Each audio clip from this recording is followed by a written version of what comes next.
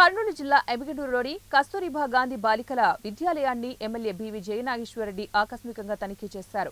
పాఠశాలలో ఉన్న మౌలిక వసతులు, వంటగది, తరగతి గదులను పరిశీలించి అక్కడి సమస్యలను విద్యార్థులను అడిగి తెలుసుకున్నారు. పాఠశాలలో సరైన భోజనం పెట్టడం లేదని, చాలాసార్లు పస్తులు ఉంటున్నామని విద్యార్థినులు ఎమ్మెల్యే దృష్టికి తీసుకుని రావడంతో వంట చేసే నిర్వాహకులపై ఆగ్రహం వ్యక్తం చేశారు. అనంతరం ఎమ్మెల్యే బీవీ జయనాగేశ్వరరెడ్డి మాట్లాడుతూ వైసీపీ ప్రభుత్వంలో కస్తూరిబా పాఠశాలను అసలు పట్టించుకోలేదన్నారు.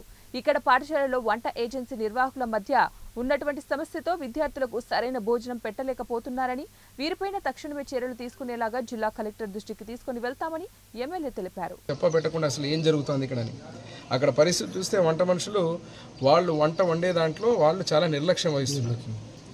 వాళ్ళ టయానికి అసలు నవ్వు వస్తుంది. చపాతీలు లేట్ అవుతాయంట.